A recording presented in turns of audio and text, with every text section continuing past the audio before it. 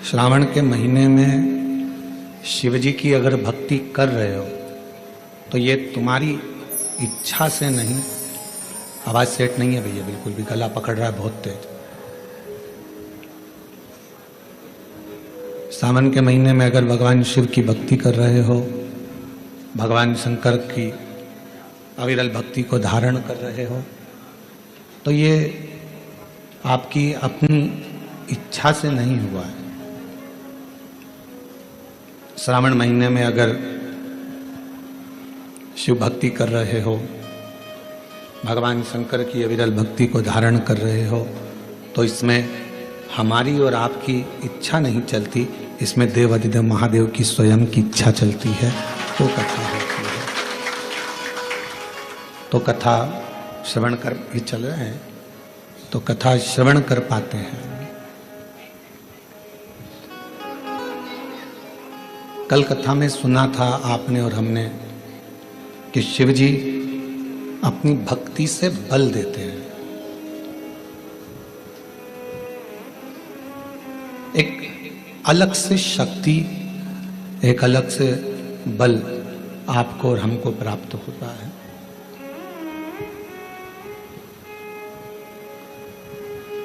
और वो बल संसार में प्रगति के लिए, कार्य सिद्धि के लिए और अपने कर्तव्य को निभाने के लिए प्राप्त होता है।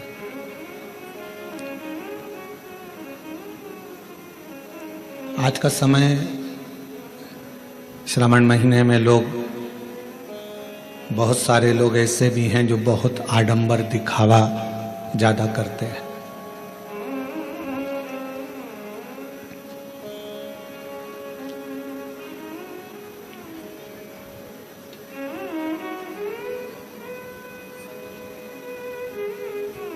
पर मेरे भगवान देवाधिदेव महादेव को ना तो आडंबर प्रिय है, ना उनको दिखावा प्रिय है। आज का व्यक्ति न ढंग के कपड़े पहन पाता है, आज का व्यक्ति न ढंग से रह पाता है, आज का व्यक्ति न ढंग से खा पाता है, आज का व्यक्ति न ढंग से सो पाता है, आज का व्यक्ति न ढंग से अपना जीवन जी पाता है। क्यों? क्योंकि वो अगर वस्त्र भी पहन रहा है तो स्वयं की आत्मा की प्रसन्नता के लिए नहीं पहन रहा, दूसरे को दिखाने के लिए कि आज मैं ये कलर की साड़ी पहन के जाऊंगी तो लोग को अच्छा लगेगा, आज मैं इस कलर का वस्त्र पहनकर जाऊंगा तो अच्छा लगेगा, आज मैं ऐसे कपड़े धारण करूंगी या करूंगा तो अच्छा लगेगा। ढंग का जीवन नहीं जी पाना।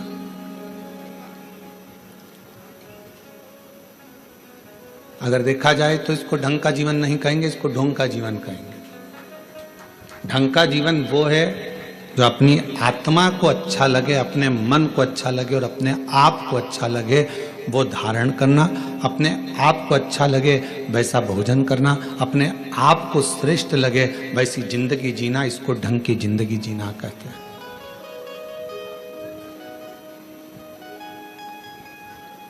सावन चालू हो गया, कई लोग ऐसे होंगे कि हम सावन के महीने में हमने ऐसा नियम लिया, हमने सावन के महीने में वैसा नियम लिया। शिवजी ने कभी आकर आपके सामने नहीं कहा कि सावन के महीने में तुम ये नियम लेना या ये नियम धारण करना। शिवजी एक बात जरूर कहते हैं कि जैसे ही श्रावण का महीना लगे इतना जरूर करना कि किसी का दिल मत दुखाना और बन सके तो मेरा भजन कर कर शिव की शरणागति में रहकर वृद्धजन, बुजुर्गजन, बड़ोजन का आदर करना सीख जाओ।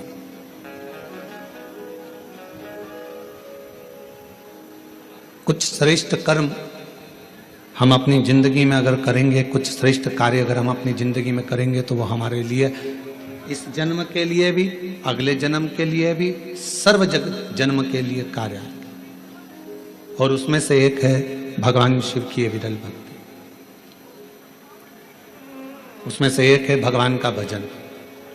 और मैंने तेरे ही भरोसे बाबा, तेरे ही भरोसे हवा बिच उड़ती जावांगी बाबा डोर हत्थो छड़ी नाम कटी जावांगी भोले मैं तेरी पतंग शंभू मैं तेरी पतंग हवा बिच उड़ती जावांगी बाबा डोर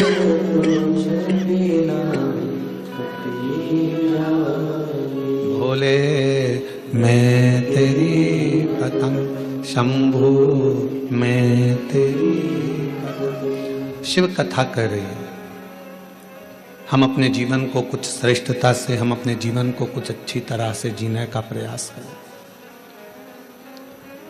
मंदिर जाओ, शिवालय जाओ, शंकर जी की अविरल भक्ति को धारण करो, भजन करो, पर बिना दिखावे के।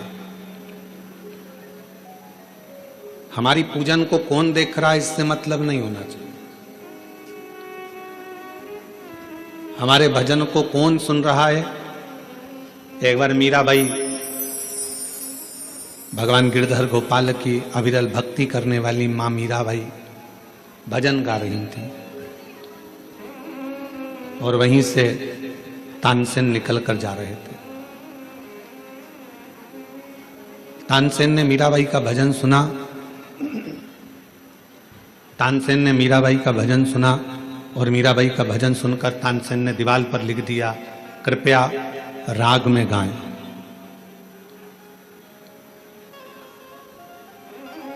अब तानसेन बहुत बड़ा संगीतकार है,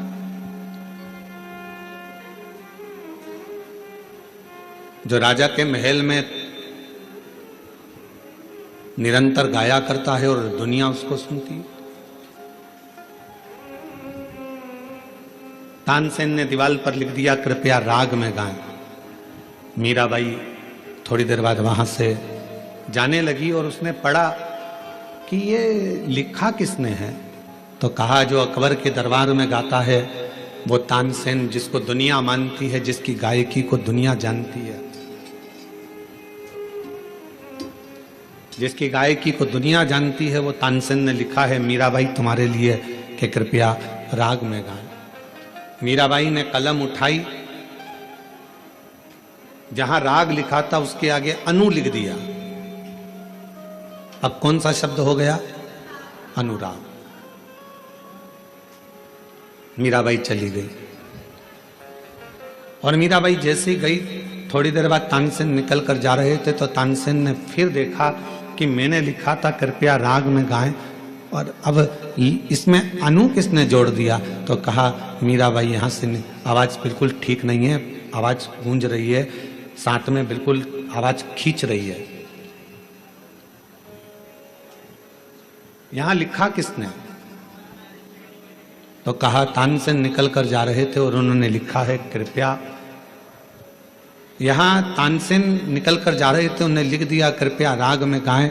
मीराबाई ने उसमें अनु लगा दिया और तानसेन वापिस निकल कर जाने लगे। तो तानसेन ने देखा यहां किसी ने लिखा है कि अनु राग में गाएं, अनुराग में गाएं। तानसेन ने मीराबाई के चरणों को पकड़ लिया। मीरा तो बिल्कुल सत्य कहती है कि भगवान को रिझाना है तो अनुराग में गाना होगा और दुनिया को रिझाना है तो राग में गाना होगा।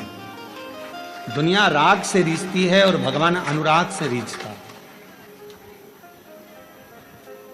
परमात्मा को रिझाने के लिए किसी राग की जरूरत नहीं पड़ती है। परमात्मा को रिझाने के लिए किसी वस्तु की जरूरत नहीं पड़ती, किसी दिखावे की जरूरत नहीं पड़ती। उसको तो राग नहीं, अनुराग चाहिए। आपकी अविरल भक्ति चाहिए, आपका विश्वास, आपकी दृढ़ता, आपकी लगनता, आपकी एकाग्रता भगवान को चाहिए।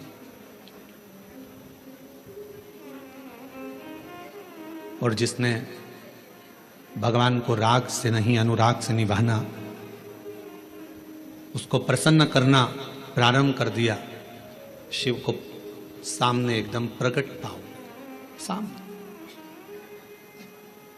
आज आप और हम सावन के महीने में जो बहुत बहुत एक लोगों का हुजूम देखते हैं, भीड़ देखते हैं, तो जितने भी भीड़ में लोग खड़े हैं उनको एक बात का स्मरण होना चाहिए कि आप उसके मंदिर में खड़े हो जिसको आडंबर पसंद नहीं। आप उसके शिवालय में खड़े हो जिसको दिखावा पसंद है। आप उसके सम्मुख में खड़े हो जिसको किसी वस्तु का मोह नहीं। मोह होता तो सोने की लंका रावण को नहीं देते। मोह होता तो माता लक्ष्मी की मां ख्याति देवी भगवान शंकर के साथ लक्ष्मी जी का विवाह करना चाहती, पर भगवान शिव ने मना कर दिया कि मैं लक्ष्मी से विवाह नहीं करूंगा। कि मोह होता तो लक्ष्मी से विवाह होता, सोने का महल होता। मोह होता तो कुबेर को जो धन दिया वो सारा धन शिव का होता। पर भगवान शंकर मोह को त्यागे हैं, काम को जलाकर भस्म करने वाले हैं, आसक्तियों से दूर है। तृष्णा वासना ये सब मेरे शिव से बहुत दूर है, ये उनके पास है ही नहीं। और शायद इसीलिए शंकर की भक्ति करने वाले को सबसे पहले शंकर भगवान खूब परखते हैं। एक एक रिश्तेदार को परखा देगा मेरा शंकर भगवान, एक एक व्यक्ति को परखा देगा शिव।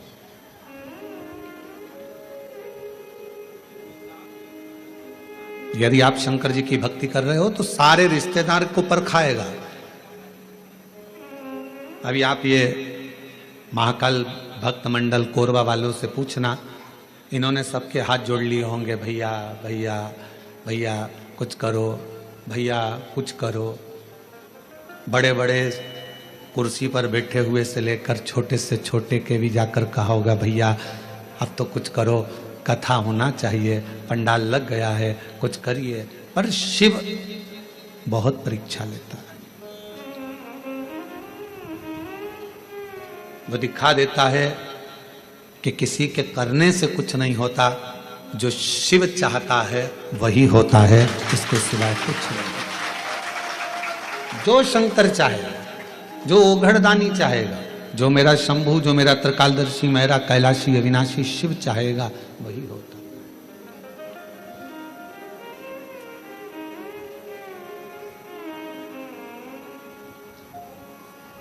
लाख कोई बुरा चाहे तो क्या होता है, वही होता है जो मेरा महादेव महाकाल चाहता है, वो चाहेगा। एक एक को परखाता है मेरा शंकर भगवान, एक एक को पूर्व की परीक्षा लेगा सबकी।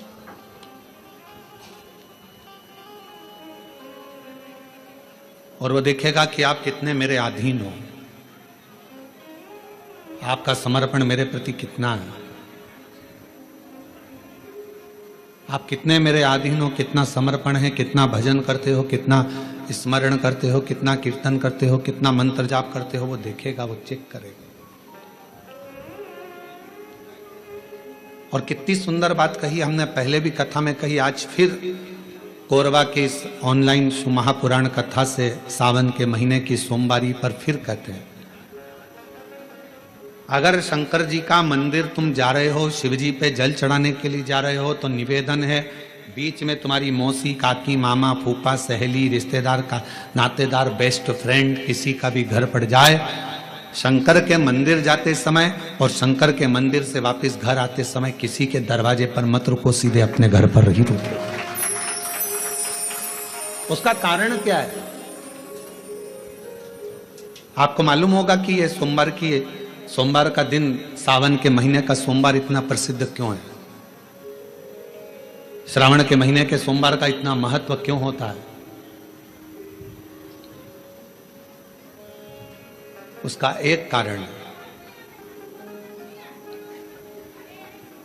सावन के सोमवार का इतना महत्व क्यों है? सारे सोमवार होते हैं, सारे श्रावण सोमवार का दिन होता है, सारे सोमवार मान्य होते हैं, पर सावन के सोमवार की इतनी महत्वता क्यों है? किस लिए? और शायद हमको लगता है कि जितने भी आस्था चैनल पर कथा सुन रहे हैं, जितने फेसबुक यूट्यूब पर कथा सुन रहे हैं, जितने आपने अपने मोबाइल पर सोशल मीडिया में कथा सुन रहे हैं। हमारे को लगता है कि उनको भी नहीं मालूम होगा कि सावन के सोमवार की इतनी महत्वता क्यों है, किस लिए। सावन के सोमवार की महत्वता इसलिए है कि भगवान देवादिदेव महादेव का विवाह ख्याति देवी लक्ष्मी जी से करना चाहती थी, पर माता लक्ष्मी ने, भगवान शिव ने माता लक्ष्मी का चेहरा देखा, पढ़ लिया कि ये तो भगवान नारायण के स्नेह है, और भगवान नारायण लक्ष्मी जी से विवाह करना चाहते। और दोनों के विवाह की बात भगवान देवादिदेव महादेव ने माता ख्याति देवी से कह दी कि इनका विवाह करो। अब माता लक्ष्मी जी ने बड़ा निवेदन करा, आपने हमारा विवाह भगवान नारायण के साथ में कर दिया, हमारे मन की बात को रख लिया, बड़ी कृपा करी भोले बाबा। मेरा मन है मैं आपके चरणों की सेवा करूं, मुझे कोई सेवा आपकी बताओ। शिव मंदिर में कभी भी जाकर पंडित जी से मत पूछना कि यहां की कोई सेवा मुझे बताओ। भगवान के अन्य मंदिर होंगे तो वहां जाकर पूछना, देवी जी के मंदिर में यहाँ सेवा बताओ, राम जी के मंदिर में पूछना यहाँ सेवा बताओ, भगवान कृष्ण के मंदिर में पूछना हमारे लिए कोई सेवा बताओ, भगवान दत्त के मंदिर में पूछना हमारे लिए सेवा बताओ। सारे मंदिरों में जाकर कहना कि हमारे लिए सेवा बताओ, पर शिव जी के मंदिर में जाकर मत कहो कि हमारे लिए सेवा बताओ। वहां तो झाड़ू उठाओ, सेवा में लग जाओ। वहां तो निर्माल्य पड़ा है, उसको उठाओ, विसर्जन में ले जाओ। वहां पोछा उठाओ, पोछा लगाना प्रारंभ कर दो। शिव जी का श्रृंगार करना प्रारंभ कर दो, शिव जी का सुंदर स्नान कराना प्रारंभ कर दो। शिव मंदिर में सेवा पूछी नहीं जाती, सेवा करी जाती है।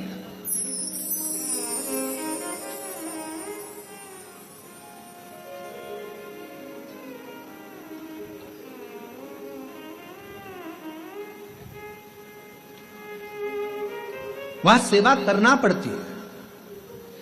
एक राज सिंहासन पर बैठने पर, एक कुर्सी पर बैठने पर, एक पद पर बैठने पर आपका कर्तव्य है कि आप बीच राह में से निकल कर जा रहे हैं, राज्य में से निकल कर जा रहे हैं, कोई दुखी आपको दिख रहा है, कोई गलत कार्य हो रहा है, आप अच्छे सिंहासन पर बैठे हैं, पद पर बैठे हैं, कुर्सी पर बैठे हैं, प्रतिष्ठा में बैठे हैं, आपकी बात दुनिया मानती है, तो आप उस गलत चीज को, गलत काम को हटाकर कुछ अच्छा कर सकते हो।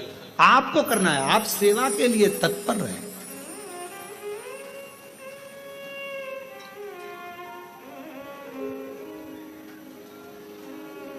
यहां चुनाव होते हैं, जम के तो बोलो, पार्षद बनते हैं, जम के बोलो, बनते हैं, अध्यक्ष बनते हैं, उपाध्यक्ष बनते हैं, सचिव बनते हैं, सारे पद दिए जाते हैं।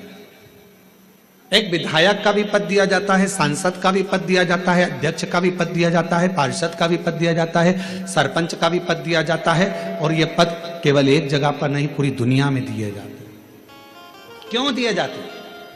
पार्षद जिस वार्ड का पार्षद होता है, जिस क्षेत्र का पार्षद होता है, उस क्षेत्र के पार्षद को, उस क्षेत्र के लोगों को बोलना ना पड़े कि पार्षद साहब हमारी ये नाली की प्रॉब्लम है, हमारी रोड की प्रॉब्लम है, हमारी ये प्रॉब्लम है। पार्षद उसी क्षेत्र का है, उसी कॉलोनी का है, उसी सोसाइटी का है। वो वहां घूमे और घूमने के बाद वो देखे कि मुझे सेवा का मौका कहाँ मिलेगा, मैं कहाँ सेवा करूं, मैं ये नाली बनवा दूं कि रोड बनवा दूं कि मुझे ये करना है। वहां कहना नहीं पड़े, शंकर के मंदिर में कहना ना पड़े कि तुम्हें ये करना। शिव मंदिर में जाकर कभी नहीं पूछना कि मुझे सेवा क्या करना। शिव मंदिर में तो जाकर सेवा का क्रम करो। अब लक्ष्मी जी पूछ रही हैं भोले बाबा से, आप मुझे बताओ, मैं आपकी सेवा में लगना चाहती हूं। शिव जी ने कहा कि मैं क्या सेवा बताऊं, आप जाओ भगवान नारायण की सेवा करो। पर लक्ष्मी जी ने सोचा कि देवादिदेव महादेव मुझे सेवा नहीं बता रहे हैं। सावन का महीना था, सोमवार का दिन था। माता लक्ष्मी पूरे सावन के महीने में शिवालय में जाती, शंकर जी के कैलाश पर्वत पर जाकर खूब सेवा करती, खूब। प्रथम सोमवारी निकल गई, द्वितीय सोमवारी निकल गई, तृतीय निकल गई, चतुर्थ आ गई। सोमवारियां निकलती चली गई। सावन का आखिरी सोमवार, देवादिदेव महादेव प्रसन्न हो गए। लक्ष्मी को बुलाया, हे लक्ष्मी, पूरी दुनिया में केवल महासंबोधन मेरे नाम के आगे लगा है। लोग मुझे देव अधिदेव महादेव कहते हैं। सारी पुराणों को केवल पुराण कहा जाएगा, पर शंकर की पुराण को भी महासंबोधन से संबोधित किया जाएगा, शिव महापुराण। लक्ष्मी, मुझसे जो जुड़ा हुआ है, मेरे नाम के आगे महासंबोधन लगा हुआ है, लोग मुझे महादेव कहते हैं। पर लक्ष्मी, तूने पूरे श्रावण के महीने में मेरी सेवा करी है, और आज सोमवारी के दिन तूने मेरी अविरल भक्ति को धारण करा है। बिना पूछे सेवा में, बिना दिखावे के तल्लीनता से सेवा करी है। मैं अपना महासंबोधन दुनिया में किसी को नहीं देता, आज तुझे दे रहा हूं। और लक्ष्मी केवल लक्ष्मी नहीं रही, उस दिन से लक्ष्मी मां लक्ष्मी। लक्ष्मी केवल लक्ष्मी नहीं रही, उस दिन लक्ष्मी महालक्ष्मी के संबोधन से प्रकट हुई। आज महासंबोधन लक्ष्मी जी को अगर किसी ने दिया तो भगवान देवाधिदेव महादेव ने दिया। और वह महासंबोधन कब मिला? सोमवार की इस श्रावण के सोमवारी के दिन, जो हम व्रत करते हैं, साधना करते हैं, उपास करते हैं, अर्चना करते हैं। पूरे वर्ष आप सोमवार का व्रत करते हैं कि नहीं करते वो पता नहीं, पर सावन के महीने में 4-5 जो भी सोमवार पड़ जाएं, अगर उस पर अगर आपने व्रत कर लिया, व्रत को धारण कर लिया, या शिवालय के जाकर भगवान शंकर की आराधना कर ली, तो पूरे वर्ष के सोमवार का फल सावन के महीने के 5 या 4 सोमवार में प्राप्त हो जाए। श्रावण के सोमवार की इतनी महत्वता है। कल एक बहन ने पत्र लिखा था कि सावन महीने की इतनी महत्वता क्या है।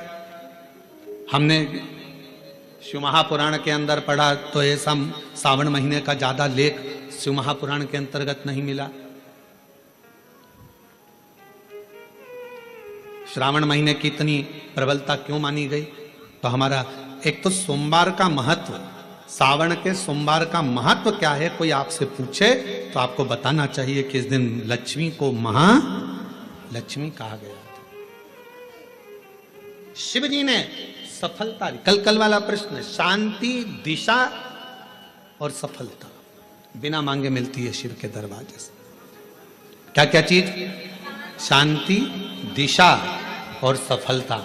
शिव के दरवाजे पर जाकर केवल आप सेवा करो, शिव के दरवाजे पर जाकर आप केवल जल अर्पित करो, शंकर जी की चौखट पर जाकर आप नमन करो, देवाधिदेव महादेव के शिवालय में जाकर प्रणाम करिए। भगवान शंकर की चौखट पर, द्वार पर अगर आप जा रहे हो, 3 चीजें आपको मांगना नहीं पड़ेगी। जैसे लक्ष्मी जी ने शिव जी से नहीं मांगा कि मुझे महासंबोधन दो, लक्ष्मी जी ने नहीं मांगा कि मुझे भगवान विष्णु दो, लक्ष्मी जी ने नहीं मांगा कि मुझे ये देना। लक्ष्मी जी तो शंकर भगवान की सेवा में लग गई, तो लक्ष्मी जी को 3 चीजें अपने आप मिल गई। एक शांति हृदय की, दूसरा दिशा, लक्ष्मी जी को कहाँ जाना है, और तीसरे नंबर पर सफलता। माता लक्ष्मी केवल लक्ष्मी नहीं रही, उनको महालक्ष्मी कहा गया, महालक्ष्मी।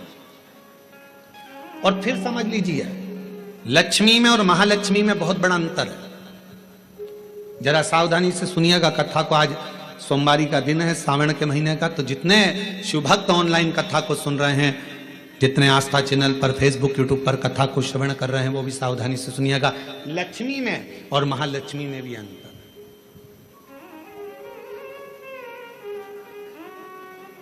लक्ष्मी मां आती हैं तो तुरंत चली जाती है। लक्ष्मी आती हैं तो तुरंत चली जाती है। लक्ष्मी बहुत समय तक तिजोरी में, अलमारी में टिकती नहीं है, पर वही लक्ष्मी भगवान विष्णु जी के आदेश से, भगवान शंकर की कृपा से हमारे घर में आती हैं, तो वो महालक्ष्मी कहलाती है। और महालक्ष्मी अपने घर को छोड़कर कभी नहीं जाती है, वो वहां सदा सदा रहती है। बोल बम का नारा है, श्री शिवाय। महालक्ष्मी हमारे घर में रहती है।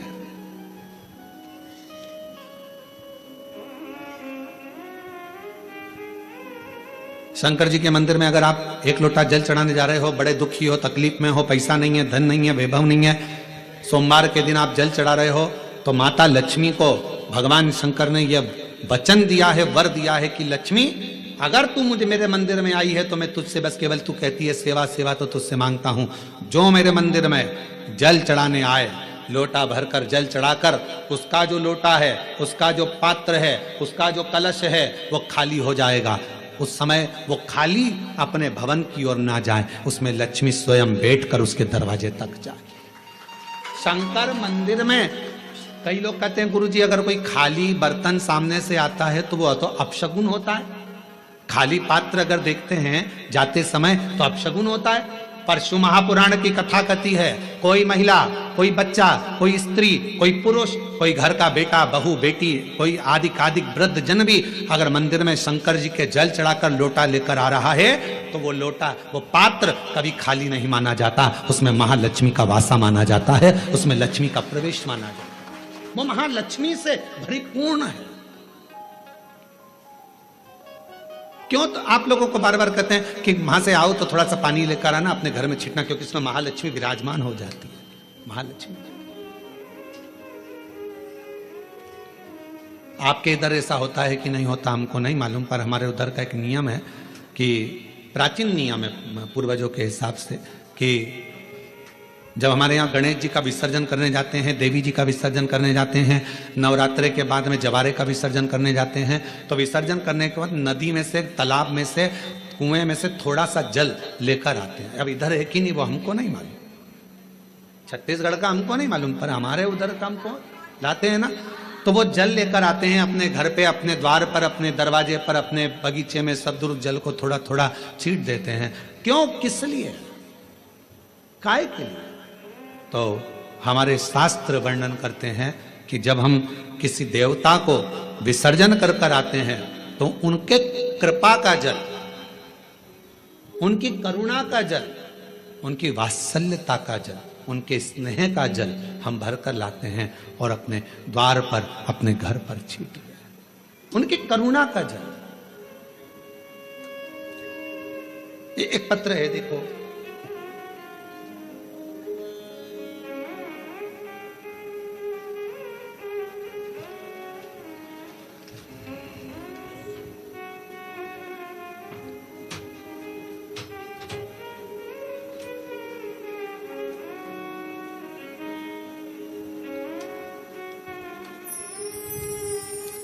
महाराज जी मेरा नाम शीला शर्मा है,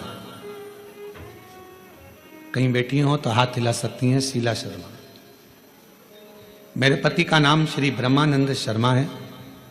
मैं गृहिणी हूँ और ग्रस्त जीवन के साथ पूजा पाठ मेरा अधिक रुचि रहती है। पर गुरुदेव, मेरी 2 बेटी और 1 बेटा, मेरी दोनों बेटियां बड़ी और बेटा 21 वर्ष का हो गया था। 21 साल का बेटा अच्छी पढ़ाई कर रहा था, बहुत अच्छा था, पर एकदम उसको बुखार आया, संभल नहीं पाए, और बुखार आते ही हम डॉक्टर को दिखाए। दिखाने के बाद डॉक्टर ने हमें बड़े हॉस्पिटल भेज दिया, पर बुखार उसके सिर पर चढ़ गया और वो 21 साल का लड़का मर गया। गुरुदेव, 21 वर्ष की अवस्था में मेरा बेटा चले गया, पागल जैसी मैं हो गई। कई लोग, समाज के लोग आड़ा टेढ़ा कहते, सब लोगों ने पूजन पाठ बंद कर दिया, सब अपशब्द कहते, ताना देते। बेटे के वियोग में मेरा परिवार पूरा टूट गया था, क्योंकि एक ही लड़का था। अब किसी ने कहा तुम्हारी जिंदगी बर्बाद हो गई, किसी के कहने पर पहली बार आपकी कथा सुनना प्रारंभ करी। मैं सुध में नहीं रहती थी क्योंकि मेरा स्वास्थ्य ठीक नहीं रहता, पर मेरे रिश्तेदारों ने, पड़ोसियों ने कहा कि एक बार प्रदीप मिश्रा कथा कहता है, उसको सुनो। तो गुरुजी, मैं आपको नहीं जानती थी, पर पहली बार कथा सुनी और बाबा से बस टीवी के सामने बैठकर मैंने इतना ही कहा कि डॉक्टर अब बोल रहे हैं कि मैं मां नहीं बन सकती, क्योंकि ना तो मैं मां अब बन पाऊंगी, शादी को 24-25 साल हो गए, अब कैसे मां बनूंगी। फिर भी बाबा से प्रार्थना करी, बाबा डॉक्टर के हिसाब से हमें मां नहीं बन सकती, पर तेरी कथा सुन रही हूं। और वो सियोर वाला महाराज कहता है कि दिल से मांगोगे तो सब कुछ देगा, मुझे मुझे मुझे संतान दे दीजिए, मेरा पुत्र मुझे वापस दे दो। और मैं बाबा को धन्यवाद देती हूँ गुरुदेव, 21 साल का लड़का गया और बाबा ने फिर 24 साल के बाद मुझे पुत्र रत्न की प्राप्ति कराई। मैं बाबा को प्रणाम करने के लिए, कहीं बैठे हो तो आ सकते हैं। शिव की आराधना करना, शिव की उपासना करना, शिव की भक्ति करना कोई साधारण नहीं है। और मैंने तेरे ही भरोसे बाबा, तेरे ही भरोसे हवा बिच उड़ती जावांगी, बाबा डोर हत्तो छड़ी नावे कटी जावांगी, भोले मैं तेरी शंभो मैं तेरी हवा बिच उड़ती जावांगी, बाबा डोर हत्तो छड़ी कटी भोले मैं तेरी बदन, शंभो मैं तेरी बदन। शिव के प्रति एक आश्रितता हो आप।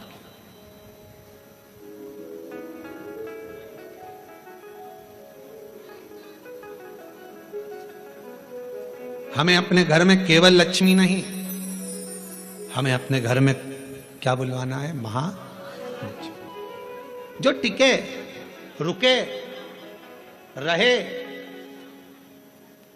और जिनकी करुणा, जिनका आशीर्वाद, जिनकी कृपा की दृष्टि हम पर बनी रहे।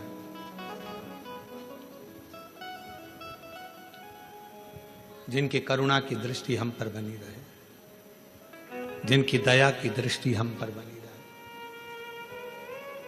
लोग कहते हैं सोमवार, सावन का सोमवार, हमने शिवपुराण में पढ़ा सावन के सोमवार का हमें इतना मिला नहीं, हमें इतना प्राप्त नहीं हुआ, हमें इतना देखने को नहीं मिला, हमें इतना सुनने को नहीं मिला, हमें इतना देखने को श्रवण करने को नहीं मिला। निवेदन है। अब कोई पूछे कि श्रावण का इतना महत्व क्यों है? बैसाख का महीना भी आता है, ज्येष्ठ का महीना भी आता है, आषाढ़ भी आता है, भादो भी आता है, कार्तिक भी आता है, सारे महीने आते हैं, माघ भी आता है, फागुन भी आता है, ज्येष्ठा भी आता है, सारे महीने आते हैं। पर उसमें सबसे ज्यादा श्रेष्ठ शंकर भगवान के लिए अगर सबसे ज्यादा प्रबल माना जाता है तो श्रावण का महीना माना जाता है। आखिर श्रावण के महीने में ऐसा हुआ क्या था? श्रावण के महीने में इतना जरूर हुआ कि मंथन हुआ, मंथन में जो विष निकला भगवान शंकर ने पिया और देवताओं ने जल अभिषेक करा, तो ये तो है।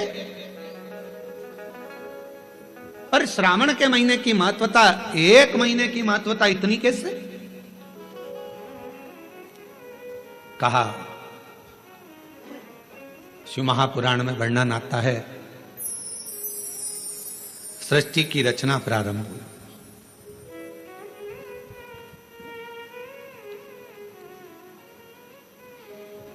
और सृष्टि की रचना में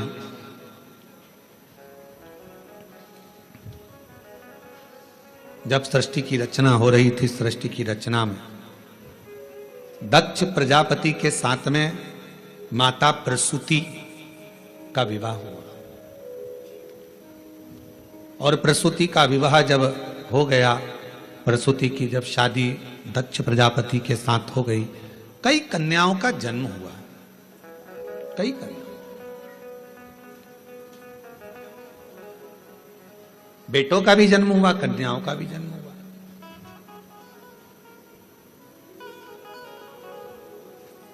और आखिरी में, सबसे आखिरी में दक्ष प्रजापति ने मां जगत जननी दुर्गा जी की आराधना करी और उनके घर में एक बेटी का और जन्म हुआ जिसका नाम था सती। सती का विवाह हो गया शिव जी के साथ में। ये कथा तो आप और हम हर कथा में श्रवण करते हैं। सती जी का विवाह। अब विवाह होने के बाद में एक बार दक्ष प्रजापति ने सारे देवताओं को बुलाकर एक सभा रखी। उस सभा में इधर की साइड में भगवान नारायण बैठे हुए थे और इधर की ओर भगवान शिव बैठे हुए थे।